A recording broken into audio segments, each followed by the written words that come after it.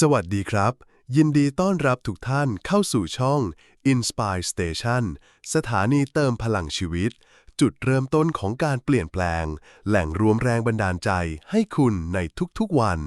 หากคุณผู้ฟังพร้อมแล้วเชิญรับฟังเนื้อหาได้เลยครับเคยรู้สึกไหมว่าโลกทุกวันนี้เสียงดังเกินไปทุกคนต่างเร่งรีบจะพูดแย่งกันแสดงความคิดแต่มีไม่กี่คนที่ฟัง คลิปนี้จะพาคุณย้อนกลับมาสู่พลังเงียบที่ทรงอิทธิพลกว่าคำพูดใด เมื่อใดที่คุณนิ่งได้ท่ามกลางความวุ่นวาย เมื่อนั้นคุณคือผู้ควบคุมเกม มาร่วมค้นพบพลังแห่งการหยุดพูดที่อาจเปลี่ยนชีวิตคุณได้ทั้งภายในและภายนอก ทุกวันนี้โลกของเราคล้ายกับตลาดนัดยามเช้าที่ไม่มีวันเงียบงันเสียงแจ้งเตือนจากสมาร์ทโฟนดังอยู่เป็นระยะผู้คนแข่งขันกันโพสต์ข้อความแสดงความเห็นและเล่าเรื่องราวของตนลงบนโซเชียลมีเดียอย่างไม่หยุดหย่อนไม่ว่าจะเลื่อนฟีดไปทางใดเรามักพบกับความคิดเห็นมากมายที่ถาโถมเข้ามาแทบทุกวินาทีจนอาจมีคนตั้งคำถามขึ้นมาว่าจำเป็นด้วยหรือที่ทุกคนต้องพูดทุกสิ่งที่คิดเกี่ยวกับทุกเรื่องที่เกิดขึ้นโลกยุคใหม่กลายเป็นเวทีขนาดใหญ่ที่ใครๆก็อยากส่งเสียงของตนให้ดังและได้รับการยอมรับเสียงอื้ออึงเหล่านี้แม้จะสร้างสีสันแต่ก็นำความสับสนวุ่นวายมาด้วยในโลกที่ผู้คนพูดกันไม่หยุดนี้พลังแห่งการหยุดพูดจึงเป็นสิ่งที่ชวนให้เราขบคิดและหันมาสำรวจความหมายอันลึกซึ้งของความเงียบท่ามกลางความสับสนวุ่นวายดังกล่าวแรงผลักดันเบื้องหลังการพูดไม่หยุดเคยสังเกตไหมว่าเหตุใดผู้คนมากมายจึงรู้สึกว่าจำเป็นต้องพูดต้องประกาศความเห็นของตนในทุกเรื่องอยู่ตลอดเวลาส่วนหนึ่งเป็นเพราะสังคมปัจจุบันให้รางวัลกับการเป็นคนเสียงดัง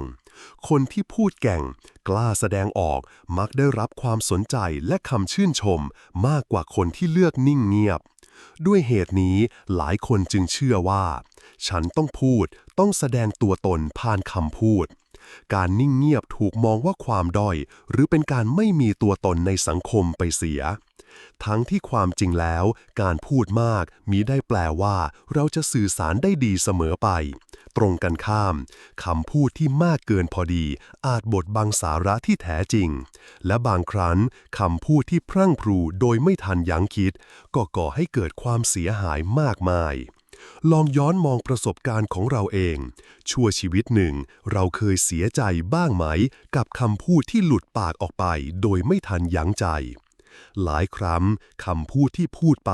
โดยไม่คิดทำให้เราต้องมานั่งเสียใจภายหลังไม่ว่าจะเป็นคำพูดโกรธเคืองในยามขัดแย้งกับคนรักวาจาหำหามที่ล้อเล่นไปโดยไม่ดูสถานการณ์หรือความเห็นใจร้อนที่แสดงความคิดเห็นออนไลน์ในเรื่องที่เราเองก็รู้ไม่เท่าทันข้อมูลผลลัพธ์ที่ตามมาคือความขัดแย้งบาดแผลในใจหรือแม้แต่การสูญเสียความสัมพันธ์และโอกาสดีๆในชีวิตสูญเสียกันไปเท่าไหร่แล้วกับการพูดโดยไม่ทันคิดคำถามนี้ชวนให้เราตระหนักว่าเสียงพูดที่พรั่งพรูอาจไม่ใช่สิ่งที่ทำให้ชีวิตเราดีขึ้น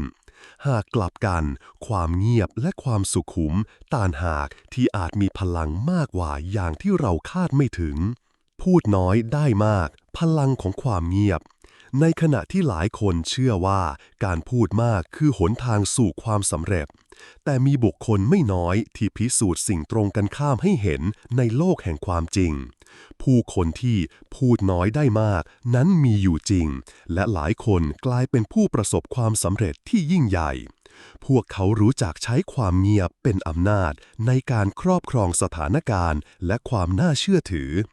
ลองนึกถึงผู้นำหรือผู้เชี่ยวชาญที่เราเคารพนับถือหลายคนไม่ได้เป็นคนโผงผางหรือพูดเก่งที่สุดในห้องแต่เมื่อใดที่เขาเอ่ยปากทุกคนกลับเงียบหูฟังเพราะคำพูดที่กลั่นออกมาจากความเงียบนั้นมักลึกซึ้งและเปี่ยมคุณค่าน้ำนิ่งไหลลึกสำนวนนี้สะท้อนความจริงว่าคนเงียบขรึมมักมีความคิดอ่านลึกซึ้งอยู่ภายใน ความสงบเยือกเย็นเป็นเสน่ห์ที่ดึงดูดให้ผู้คนอยากฟังเมื่อถึงเวลาที่พวกเขาเลือกจะพูดพลังของความเงียบไม่ได้หมายถึงการปลีกตัวจากผู้คนหรือการไม่พูดอะไรเลยตลอดไปหากแต่หมายถึงการรู้จักเลือกพูดในเวลาที่ควรพูดและนิ่งในเวลาที่การนิ่งจะเกิดประโยชน์มากกว่าคนที่เข้าใจพลังนี้จะไม่รีบพ่นวาจาในทุกโอกาสแต่จะรับฟังและสังเกตสิ่งรอบตัวก่อนครั้งถึงเวลาที่ต้องสื่อสารพวกเขาก็จะพูดเฉพาะถ้อยคำที่มีน้ำหนักและผ่านการตรึกตรองแล้วคำพูดที่ผ่านการกลั่นกรองเช่นนี้เองที่สร้างความแตกต่างและผลลัพธ์อันน่าทึ่งในความสัมพันธ์และการงานเมื่อเปรียบเทียบกันคนที่พูดไม่หยุดอาจดูโดดเด่นชั่วขณะแต่คนที่พูดอย่างมีศิลปะพูดเฉพาะเมื่อจำเป็นกลับได้รับความเชื่อถือในระยะยาวมากกว่าเมื่อปากปิดหูจะเปิดการนิ่งเงียบไม่ใช่แค่การไม่พูดแต่ยังหมายถึงการเปิดใจรับฟังอย่างแท้จริงมีคำกล่าวเตือนใจที่จริงแท้ว่าขณะที่ปากเรากำลังขยับพูดหูของเราย่อมปิดรับเราไม่มีวันได้เรียนรู้อะไรใหม่เลยในช่วงเวลาที่มัวเอาแต่พูดสิ่งที่ตัวเองรู้อยู่แล้วมีเพียงเมื่อเราสงบปากสงบคำลงเท่านั้นหูและใจของเราจึงจะเปิดออกเพื่อรับฟังโลกอย่างเต็มที่ลองนึกถึงบทสนทนากับเพื่อนหรือคนในครอบครัวก็ได้หลายครั้งที่เรามัวแต่คิดจะพูดแทรกเรื่องของตัวเองเราอาจพลาดไม่ได้ยินสิ่งที่อีกฝ่ายพยายามจะบอกแต่เมื่อใดที่เราลองเงียบและตั้งใจฟังเราจะได้ยินทั้งคำพูดและความรู้สึกของคู่สนทนาอย่างลึกซึ้งกว่าเดิมการฟังอย่างตั้งใจคือของขวัญล้ำค่าที่เรามอบให้ผู้อื่นได้และเป็นของขวัญที่เริ่มต้นจากความเงียบของตัวเราเองนอกจากจะทำให้เราได้ยินเสียงของผู้อื่นชัดขึ้นแล้วความเงียบยังเปิดโอกาสให้เราได้ยินเสียงภายในใจของตนเองด้วยการหยุดพูดชั่วขณะหนึ่งระหว่างวันเหลือพื้นที่เงียบไว้บ้างทำให้เราสามารถทบทวนความคิดความรู้สึกและสภาพจิตใจของตัวเองโดยไม่ถูกรบกวนจากเสียงภายนอกในความเงียบที่ว่านี้เราอาจค้นพบคำตอบของปัญหาที่ติดค้างอยู่หรือเกิดความคิดสร้างสรรค์ใหม่ๆที่เสียงอึกกระทึกในชีวิตประจำวันเคยกลบมันจนมิดก็เป็นได้ดังที่นักปราชญ์เซนมักสอนศิษย์ว่าเมื่อจิตใจเราสงบดังผิวน้ำที่ไม่ถูกรบกวนเราจะสะท้อนความจริงได้เหมือนสายน้ำใสที่สะท้อนเงาจันทร์ความนิ่งและเงียบสงบนำมาซึ่งปัญญาและความเข้าใจสิ่งต่างๆอย่างกระจ่างชัดเมื่อความเงียบเอาชนะความกลัวทำไมบางคนถึงพูดไม่หยุดเหตุผลหนึ่งที่พบได้บ่อยคือความกังวลและความกลัวความเงียบในบทสนทนามักทำให้หลายคนรู้สึกอึดอัดใจเคว้งคว้างว่าจะทำอย่างไรต่อไปจึงรีบหาเรื่องมาชวนคุยต่อโดยไม่ทันคิดให้รอบคอบบางก็พูดมากเพื่อกลบเกลื่อนความประหม่าในใจของตัวเองในสังคมออนไลน์ก็เช่นกันเรามักเห็นคนโพสต์หรือคอมเมนต์บ่อยๆเพียงเพื่อระบายความอัดอั้นบางอย่างหรือเพื่อเบี่ยงเบนความกังวลออกจากชีวิตตนเองชั่วคราวแต่การพูดพร่ำเพื่อระบายความวิตกกังวลเช่นนั้นแทบไม่เคยช่วยแก้ต้นตอของความวิตกได้จริงมีแต่จะทำให้เราหลอกตัวเองและผู้อื่นไปวันๆเท่านั้นการจะใช้พลังแห่งความเงียบได้เราต้องเอาชนะความกลัวความเงียบหนีให้ได้เสียก่อนต้องกล้าที่จะหยุดพูดแม้ใจจะโหยหาการเติมเสียงลงในช่องว่างก็ตามใหม่ๆเราอาจรู้สึกว่าการเว้นว่างปล่อยให้มีช่วงเวลาที่ไม่มีใครพูดอะไรเลยนั้นช่างน่าอึดอัดแต่หากเราอดทนผ่านความรู้สึกกระอักกระอ่วนนี้ไปได้ความเงียบจะกลายเป็นมิตรแท้ที่คอยเยียวยาใจเราเมื่อเราไม่หนีความเงียบอีกต่อไปความสงบภายในจะค่อยๆก่อตัวเหมือนคนที่เคยชินกับการเปิดเพลงหรือโทรทัศน์กลบความเหงาพอปิดทุกอย่างลงในคืนหนึ่งแรกๆอาจรู้สึกเหงาจับใจ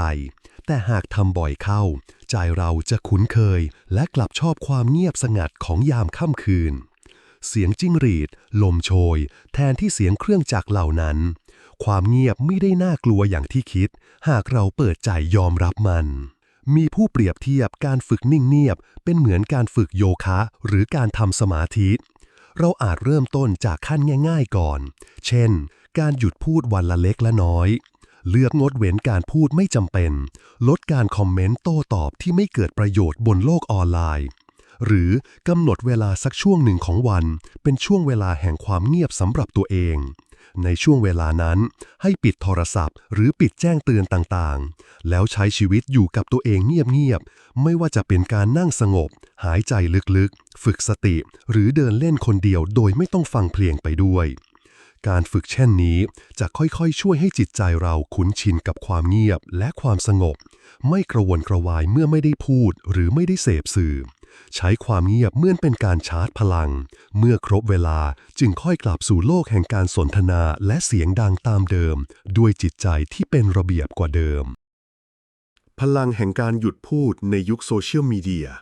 ในโลกออนไลน์ที่ผู้คนแย่งกันออกเสียงแสดงความคิดเห็นตลอดเวลาการฝึกใช้พลังแห่งความเงียบอาจดูสวนกระแสโซเชียลแต่ก็ทรงคุณค่าอย่างยิ่ง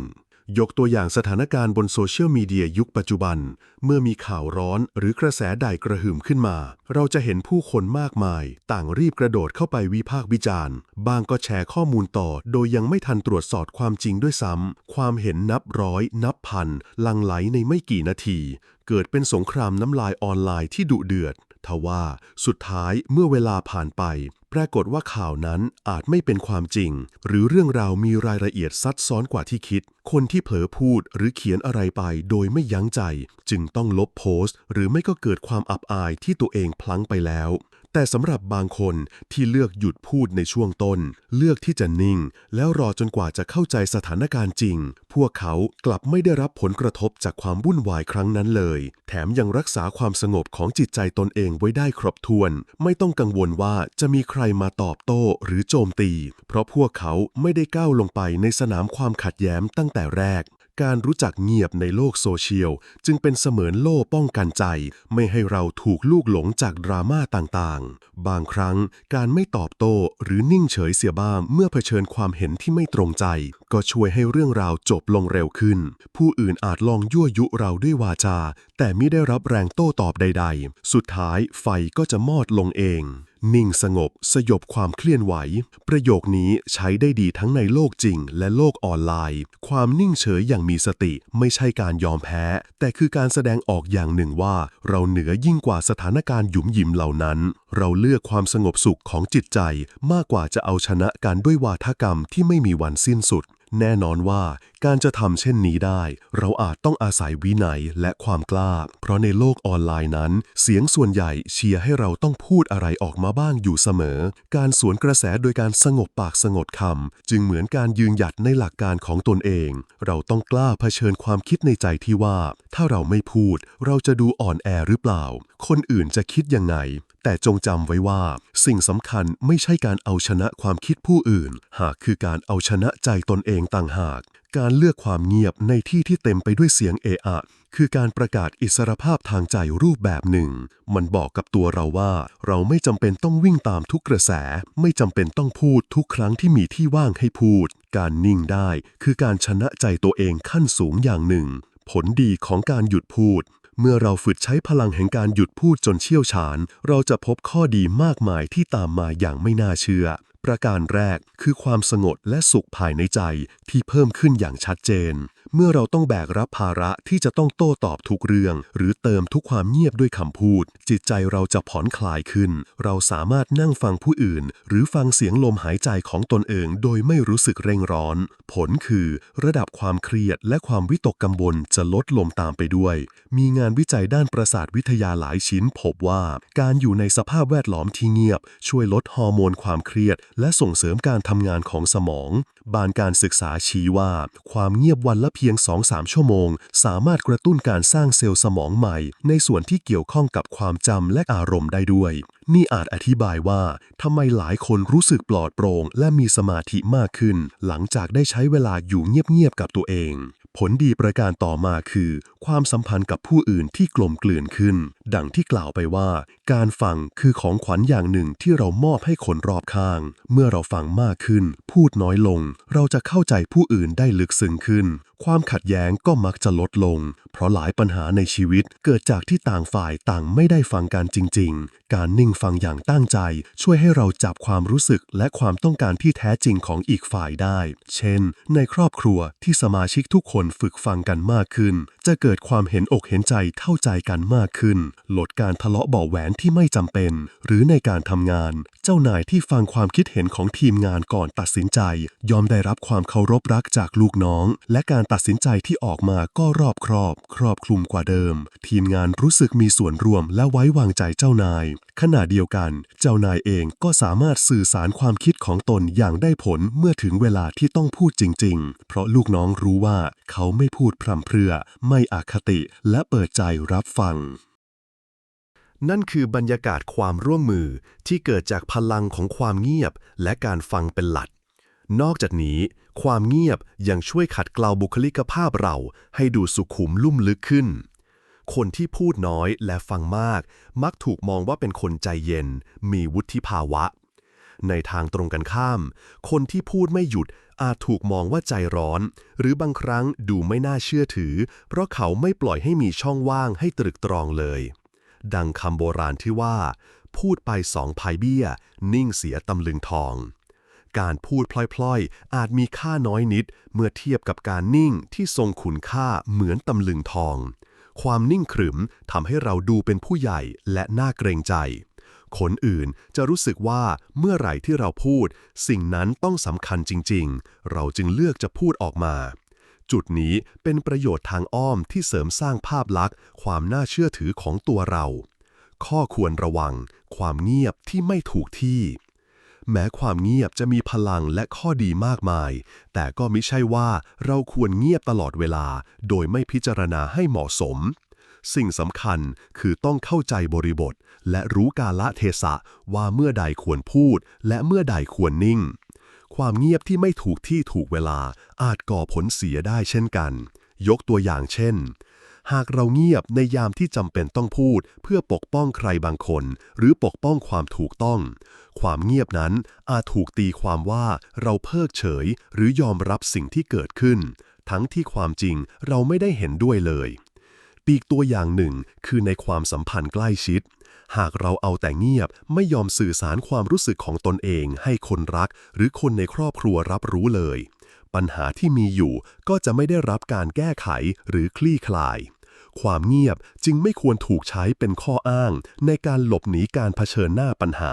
หรือใช้เป็นเครื่องมือสงครามเย็นกดดันผู้อื่นเช่นการเงียบใส่กันเพื่อประชดเพราะนั่นไม่ใช่การใช้ความเงียบในทางบวกหากแต่เป็นการบิดเบือนพลังของความเงียบไปในทางลบดังนั้นเราจึงควรใช้สติปัญญากำกับเสมอเมื่อเลือกจะเงียบหรือพูดพลังแห่งการหยุดพูดจะเกิดประโยชน์สูงสุดก็ต่อเมื่อเราใช้มันอย่างเหมาะสมรู้จักสมดุลระหว่างการพูดกับนิ่งเงียบเมื่อสถานการณ์กำลังเดือดพล่านหรือเมื่อคำพูดของเราไม่มีประโยชน์จริงๆแต่ก็กล้าพูดเมื่อถึงเวลาที่ต้องเอ่ยปากเพื่อความถูกต้องและความเข้าใจที่ดีขึ้นในแง่นี้ความเงียบจึงไม่ใช่ทั้งสิ่งที่ดีที่สุดหรือเลวที่สุดไปเสียทั้งหมดหากเป็นเพียงเครื่องมือหนึ่งที่เราต้องเลือกใช้อย่างแยบยลตามสถานการณ์เฉพาะหน้าตัวอย่างแห่งพลังความเงียบเพื่อให้ภาพของพลังแห่งการหยุดพูดชัดเจนยิ่งขึ้นลองนึกภาพสถานการณ์ง่ายๆสัก 2-3 เหตุการณ์แรกเกิดการถกเถียงอย่างดุเดือดในที่ประชุมบริษัทแห่งหนึ่งฝ่ายการตลาดกับฝ่ายผลิตโต้แย้งกันด้วยอารมณ์ถึงปัญหาที่เกิดขึ้นเสียงทั้งสองฝ่ายดังแข่งกันจนไม่มีใครฟังใครผู้จัดการคนหนึ่งนั่งฟังเงียบๆอยู่ที่มุมโต๊ะเขาไม่พูดแทรกขัดจังหวะใครเลยตลอดครึ่งชั่วโมงแห่งความวุ่นวายนั้นเขาจดบันทึกข้อคิดเห็นของทั้งสองฝ่ายเงียบๆครั้นพอทุกคนเริ่มเหนื่อยล้าจากการโต้เถียงและเว้นจังหวะหายใจผู้จัดการคนนั้นจึงเอ่ยขึ้นด้วยน้ำเสียงราบเรียบแต่สุภาพตลอดเวลาที่ผมฟังมาผมเข้าใจว่าทั้งสองฝ่ายต่างมีเป้าหมายเดียวกันคืออยากให้สินค้าเราดีที่สุด เขาเริ่มต้นด้วยการสรุปให้ทุกคนเห็นภาพรวมที่ตรงกันก่อนจะนำเสนอแนวทางแก้ปัญหาที่ไตร่ตรองไว้ดีแล้วอย่างช้าๆทีละประเด็นทุกสายตาในห้องประชุมจับจ้องมาที่เขาทุกคนตั้งใจฟังจนกระทั่งเขาพูดจบบรรยากาศที่เคยร้อนแรงพลันเย็นลงอย่างเห็นได้ชัดข้อเสนอของผู้จัดการคนนั้นกลายเป็นทางออกที่ทั้งสองฝ่ายยอมรับเพราะเขาฟังมาครบถ้วนทุกแง่มุมและพูดอย่างมีสติผลสุดท้ายคือปัญหาได้รับการแก้ไขโดยไม่ต้องมีใครชนะหรือแพ้ในการโต้มาทีนี่คือพลังของผู้นำนิ่งสงบผู้ซึ่งใช้ความเงียบในการสังเคราะห์ปัญหาและเลือกพูดเฉพาะถ้อยคำที่สร้างสรรค์อีกเหตุการณ์หนึ่งเกิดขึ้นในชีวิตประจำวันบนโลกออนไลน์มีข่าวลือเรื่องหนึ่งเกี่ยวกับคนดังแพร่สะพัดผู้คนแห่กันไปคอมเมนต์ต่อว่าคนดังผู้นั้นด้วยถ้อยคำรุนแรงบางคนถึงขั้นด่าทอเสียหายโดยที่ยังไม่มีข้อมูลครบถ้วนวันต่อมาข่าวดังกล่าวได้รับการพิสูจน์ว่าเป็นเรื่องเข้าใจผิดคนดังผู้นั้นไม่ได้ทำสิ่งที่ถูกกล่าวหาไว้เลยบรรดาผู้ที่เผลอแสดงความเห็นรุนแรงไปต่างพากันลบโพสต์ของตนเองและบางคนต้องออกมาขอโทษด้วยความละอายใจเพราะคำพูดตนเองสร้างความเสียหายให้ผู้อื่นในทางกลับกันมีคนอีกไม่น้อยที่เลือกจะไม่พูดอะไรออกไปตั้งแต่แรกพวกเขาอาจอ่านข่าวเหมือนกันเห็นกระแสเหมือนกันแต่ตัดสินใจเงียบและปล่อยให้เวลาเป็นเครื่องพิสูจน์ความจริงผลคือเมื่อความจริงปรากฏคนกลุ่มนี้ไม่มีบาดแผลใดๆให้ต้องรักษาไม่ต้องเสียใจเพราะไปว่าร้ายใครโดยรู้เท่าไม่ถึงการแถมยังประหยัดพลังงานและรักษาความสงบสุขในจิตใจของตนเองไว้ครบถ้วนทั้งสองเหตุการณ์นี้สะท้อนบทเรียนเดียวกันว่าบางครั้งการนิ่งเงียบกลับให้ผลลัพธ์ที่ดีกว่าการพูดออกไปทันทีความเงียบที่มาจากสติและความหนักแน่นภายในไม่ได้หมายถึงความเฉื่อยชาแต่คือการควบคุมตนเองขั้นสูงอย่างหนึ่งเราเลือกแล้วว่าจะไม่ปล่อยให้อารมณ์หรือแรงกดดันรอบข้างมาบังคับให้เราต้องส่งเสียงตามคนอื่น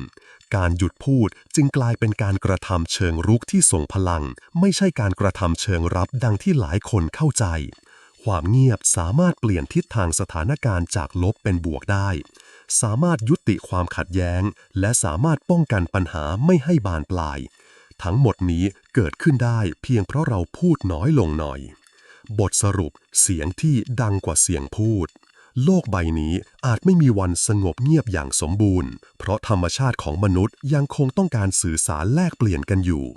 แต่ในฐานะปัจเจกเราสามารถสร้างโอเอซิสแห่งความสงบของเราเองท่ามกลางทะเลเสียงอันวุ่นวายได้ด้วยพลังแห่งการหยุดพูดการเลือกที่จะเงียบในบางขณะคือการให้เกียรติกับความคิดของตนเองและผู้อื่นเราให้เวลาแก่ตัวเองในการไตร่ตรองและให้พื้นที่แก่ผู้อื่นในการได้ถ่ายโทษอย่างเต็มที่ผลลัพธ์ที่ได้คือความเข้าใจกันอย่างแท้จริงและความสงบเย็นในจิตใจท้ายที่สุดแล้วพลังแห่งความเงียบไม่ได้อยู่ที่ปัญญาในการรู้ว่าเวลาใดควรพูดหรือควรนิ่งคนที่ใช้พลังนี้เป็นจะไม่หนีปัญหาด้วยความเงียบแต่จะใช้ความเงียบเพื่อสังเกตและเรียนรู้ก่อนจะพูดสิ่งที่มีคุณค่าออกมาเมื่อถึงเวลาจำเป็นหากโลกนี้คือบทเพลงอันสับสนวุ่นวายความเงียบก็คือช่วงทำนองที่เปรียบเหมือนความหวังที่ส่องประกายอยู่ในใจ